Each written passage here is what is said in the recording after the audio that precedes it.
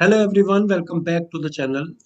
CUET 2023 के लिए not for profit organisation एक बहुत इंपॉर्टेंट चैप्टर है और इसमें मेन ये आपको ध्यान रखना है कि आपके कोर्स का, आपके सिलेबस का क्लास 12 में पार्ट नहीं था, तो बिल्कुल न्यू चैप्टर भी आपके लिए। तो इसको समझाने के लिए हमने एक वीडियो थ्योरी समझाने के लिए कल अपलोड कर दी थी, उसको आप देख लेना।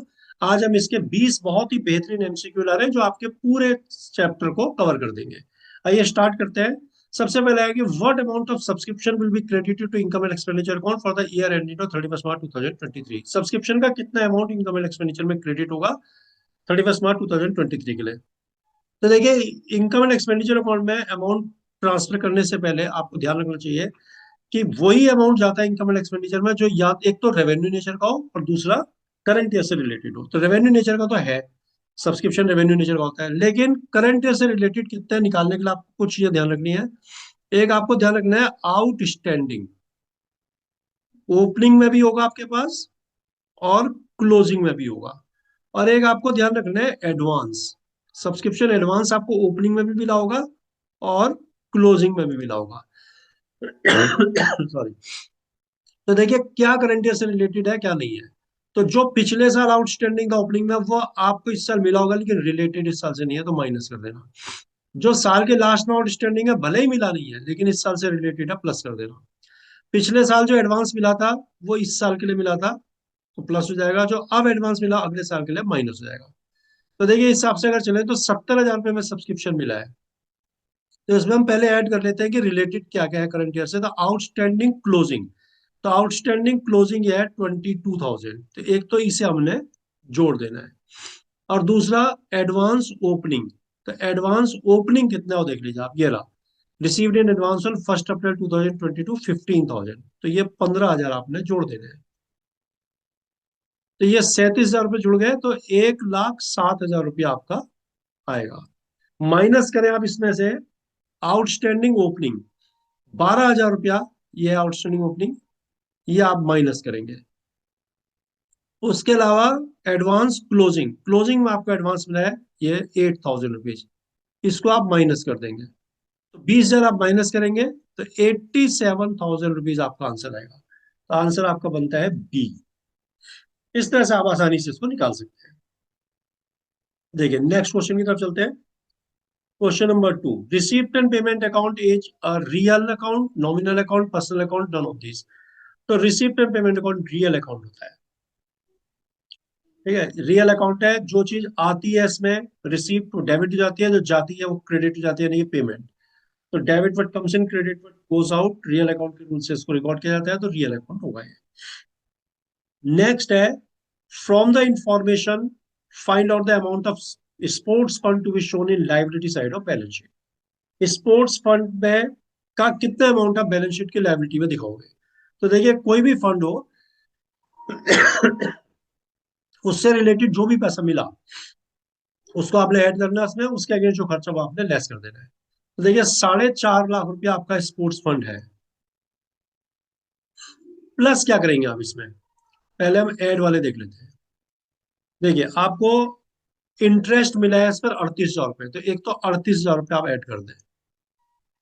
लेकिन आपने इन्वेस्ट किया हुआ है कितना, 4,50,000 रुपीज, और 10% इन्वेस्टमेंट है ये, तो यानी कि 45,000 इंटरेस्ट मिलना चाहिए। 38 मिल गया है तो इसके अंदर 7,000 रुपये भी आपको मिलना बाकी है, ये एक्रूड इंटरेस्ट हो गया। उसके अलावा 70,000 रुपये आपको डोनेशन मिली है, तो ये 70 भी जोड़ दें आप।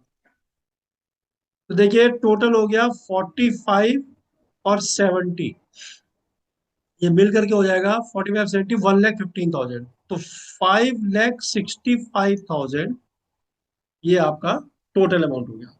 अब आप देखें हमने खर्चे क्या किया, एक तो एक्सपेंडिचर ऑन स्पोर्ट्स इवेंट और एक स्पोर्ट्स प्राइज अवार्डेड, 50,000 हो गया दोनों का total.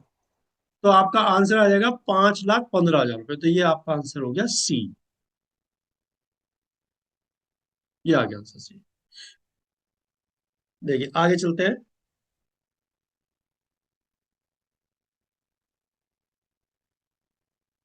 What amount of subscription will be credited to income and expenditure account. Income and expenditure account में सब्सक्रिप्शन का कितना अमाउंट आप क्रेडिट करोगे। तो अभी पीछे भी आया था, इसको फिर से आप समझ लें कि सब्सक्रिप्शन आपको ओपनिंग क्लोजिंग एडवांस दिया हुआ है, और एडवांस ओपनिंग क्लोजिंग का आपको एडवांस और ओपनिंग क्लोजिंग का आपको आउटस्टैंडिंग दोनों दिया हुआ है, और 290 आपको सब्सक्रिप्शन मिला है। तो प्लस क्या होगा, मैंने आपको बताया था कि आउटस्टैंडिंग क्लोजिंग, ये आपका एडवांस होगा, ये आपका ऐड हो जाएगा 68,000।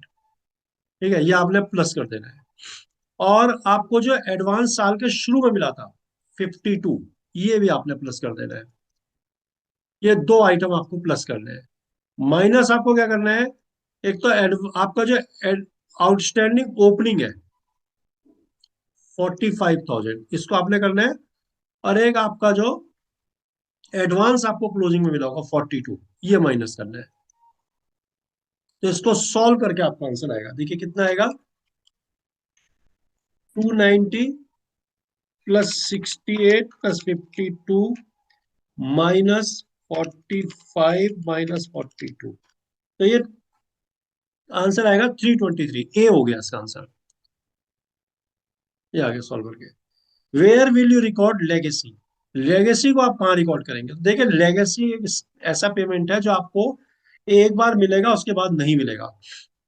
क्या होता है लेगेसी की, कोई पर्सन मरते समय अपनी विल में लिख गया कि मेरे क्लब को इतना पैसा मेरी प्रॉपर्टी में से दे देना, तो वो तो एक ही बार मिलेगा, उसका मिलेगा नहीं। तो जो ऐसा पेमेंट होता है एक बार मिलकर नहीं मिलता, यानी कि कैपिटल नेचर का माना जाता है उसे, तो liability side of balance sheet में लिखता है उसको। तो डी आंसर होगा इसका।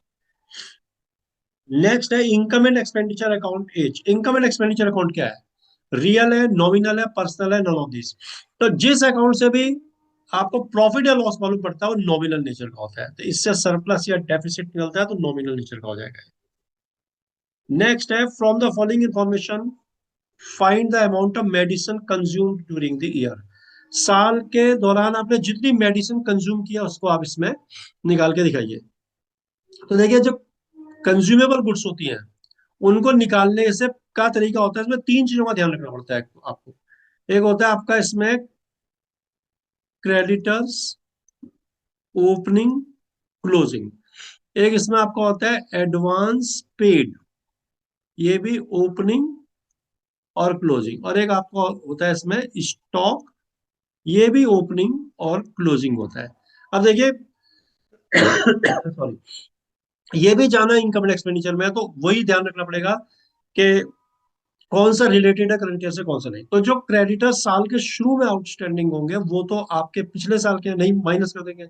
जो साल के लास्ट में वो इस साल के, इसलिए उनको ऐड कर देंगे। एडवांस जो पिछले साल आपने दिया तो वो इस साल का है, तो ये माइनस प्लस हो जाएगा, और जो अब दिया है वो माइनस हो जाएगा क्लोजिंग में। स्टॉक ओपनिंग वाला आपको प्लस करना होता है, और क्लोजिंग वाला माइनस, क्योंकि ये कंज्यूम हुआ ही नहीं है। तो ये ध्यान रखना आपने।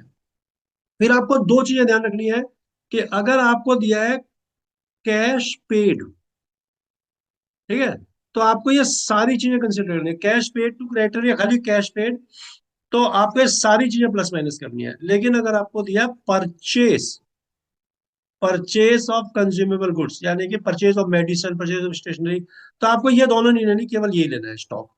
तो इसमें क्या लिखा है, मेडिसिन परचेज ड्यूरिंग द 220, 2,20,000 की मेडिसिन आपने परचेज की है।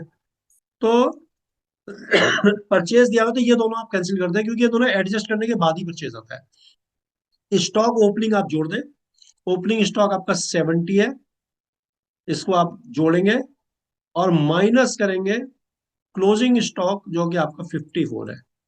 तो दोनों में डिफरेंस 16,000 का, 16,000 आपको जोड़ने हैं, तो 236 इसका आंसर बनेगा सी। तो आपका सेवंथ का आंसर हो गया सी। देखिए नेक्स्ट क्वेश्चन,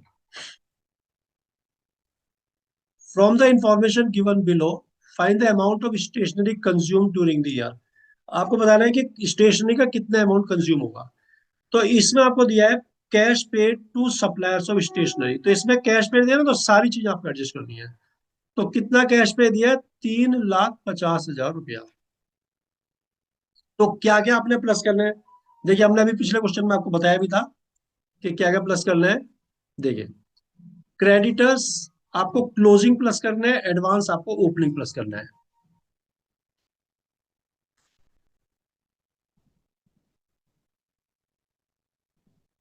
तो देखिए इसको करते हैं प्लस माइनस।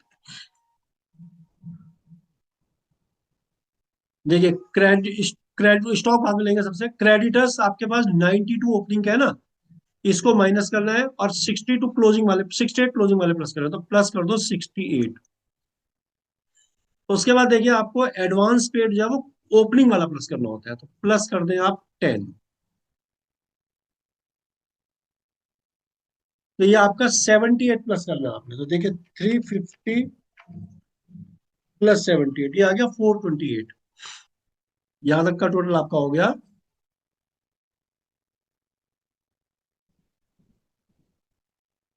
428। माइनस क्या करेंगे, देखिए माइनस करेंगे क्रेडिटर्स ओपनिंग वाले, यानी कि 92,000, ये पिछले साल के हैं, इनको पे किया होगा, ये आप लेस कर दें, इस साल के नहीं है।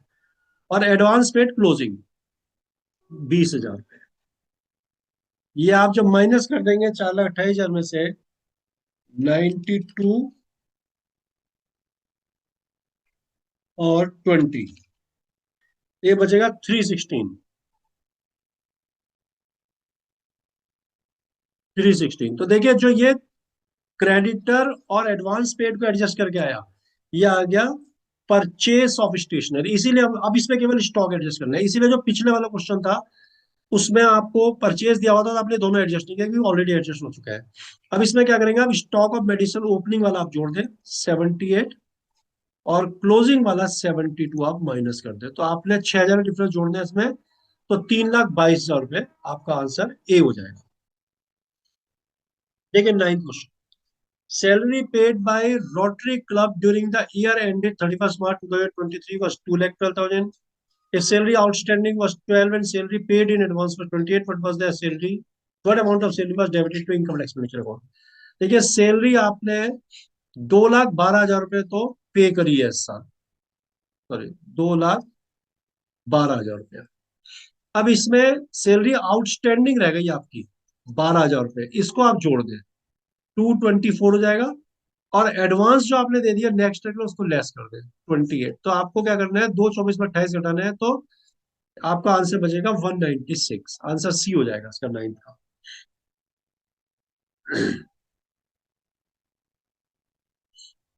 देखिए 10, there are 500 active member in sports club, each member paid ₹150 as annual subscription. Subscription received during the year was 62. At the end of the year, subscription outstanding was 12 and received in advance was 5. What amount was to be credited to income and expenditure account? देखिए जब भी आपको दिया हो ना कि इतने member हैं और हर एक मेंबर इतना सब्सक्रिप्शन देता है, तो बाकी चीजों को ध्यान रखने की जरूरत ही नहीं है। आपको बताया हुआ 500 मेंबर है और हर मेंबर ₹150 सब्सक्रिप्शन देगा। तो आप इनको मल्टीप्लाई कर लें, 75,000 ये अमाउंट सब्सक्रिप्शन में जाएगा, तो बी इसका आंसर होगा। इसमें बाकी प्लस माइनस करने की जरूरत ही नहीं होती, आपको बता दिया कितने मेंबर है और कितना सब्सक्रिप्शन एक मेंबर देता है, तो आप उसको मल्टीप्लाई कर देंगे तो आपका आंसर आ जाएगा। तो सब्सक्रिप्शन अकाउंट में 75,000 रुपये जाएगा, क्योंकि 500 मेंबर है और हर मेंबर 150 देता है।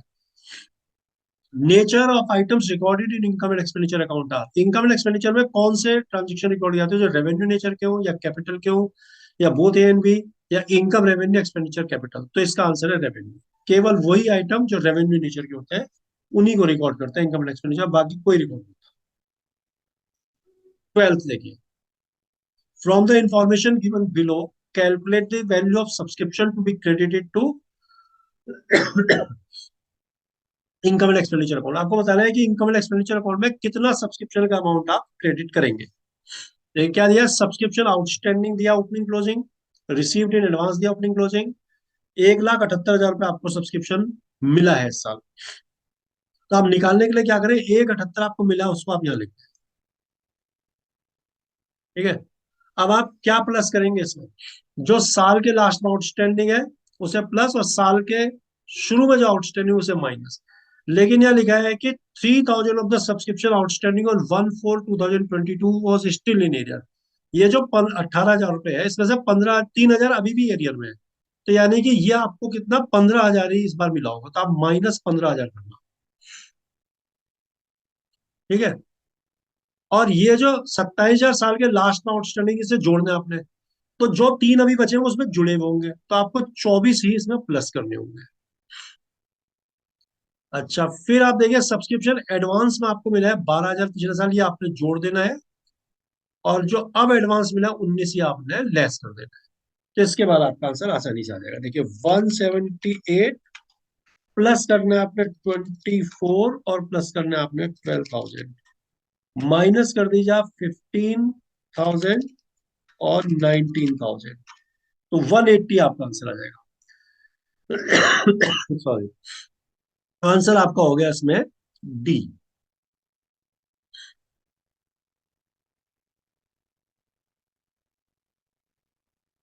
देखिए 13, name the amount of compensation paid by NPO to a person who is not its employ.